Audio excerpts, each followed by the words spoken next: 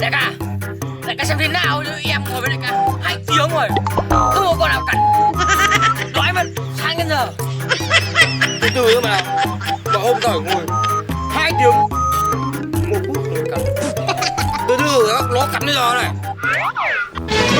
Ủa đại ca, con này to lắm ấy. Hô tao.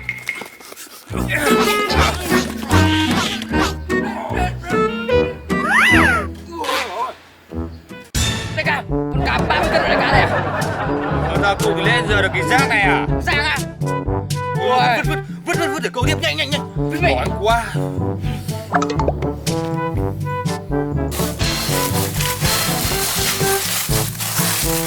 Wow.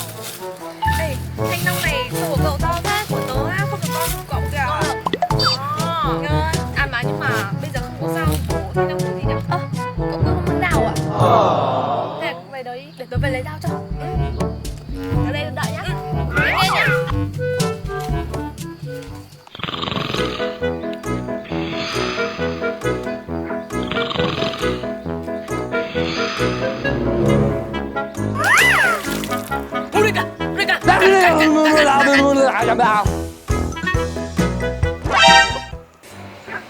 Cắn đéo đâu mà cắn. Trôn tao. Mày ủa, Mày tao. Đại ca nhìn gì đấy?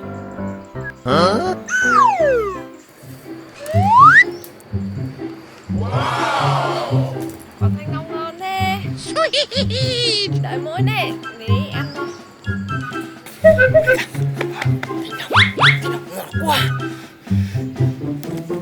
Tao cách này. Ok.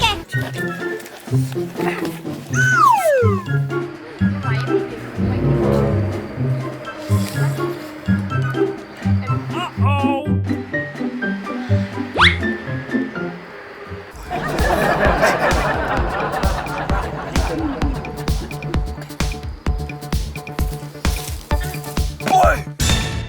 Ê. Bạn này, cho mình hỏi cái thanh long bạn mua đâu ấy? Nope. À, đây là thanh long đây này. Đó.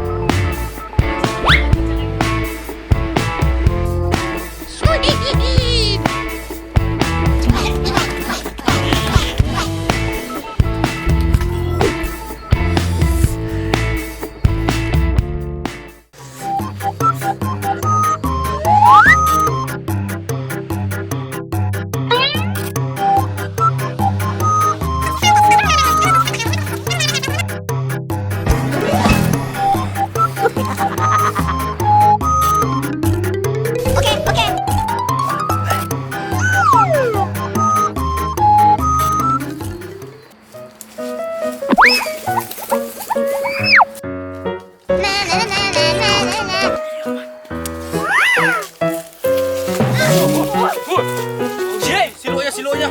Không sao.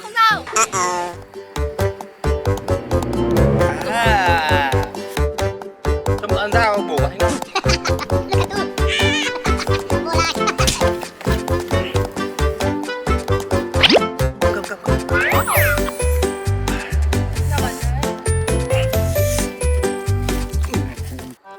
Cho bạn một nửa này. Yeah. Thôi nhá, giả dao này. Cảm ơn nhá. Cảm ơn nhá. Đi thẳng rẽ trái rẽ phải ghi cho bạn, rõ cho bạn. What? Bạn giỏi hơn. Có chỉ đấy. Kệ đi em, thanh long mình có rau rồi. Thanh long luôn ngon, nó vừa để đây xong. Ngon, thanh long luôn rồi, vừa để đây xong. Giờ biết đâu rồi.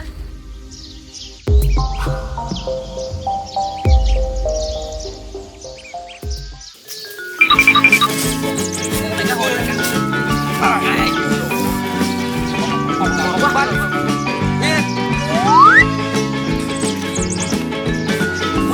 Đại ca xong rồi này. Ôi, ăn nhanh đi. Sao mày ăn đâu? Đại ca ăn đây rồi. Của tao rồi. Đi. Ăn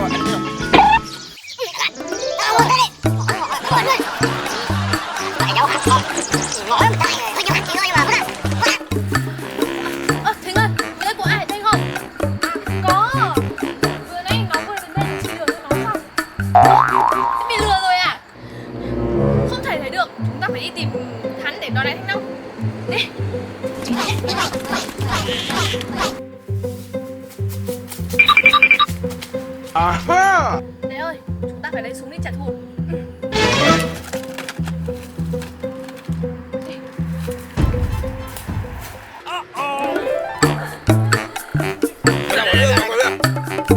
Đây.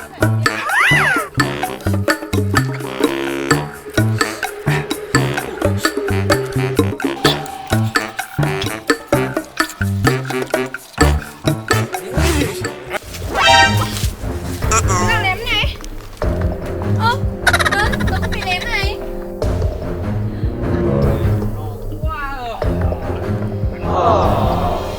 Đấy ơi, con đi kìa, bắn luôn đi.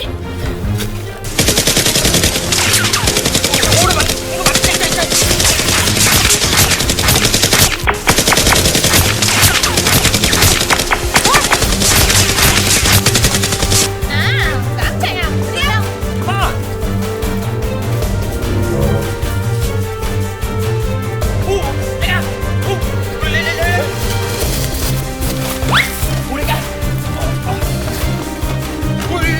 Bắn này ông ơi.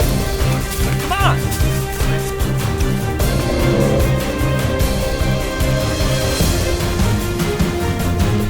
Đây, bắn nó.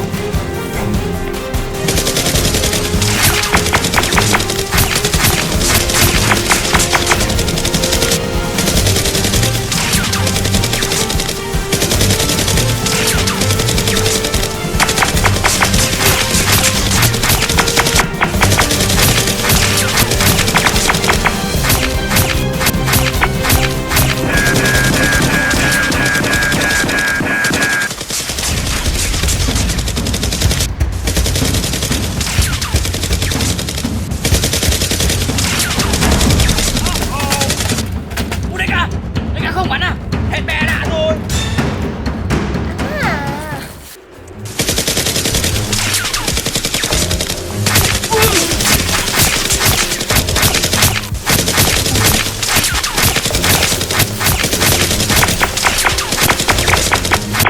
Ủa đại ca làm gì đấy?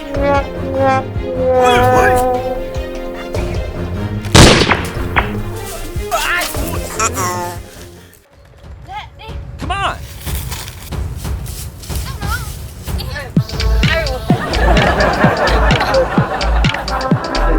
Chưa không đúng được chị ạ. Đúng quá lắm cái kìa.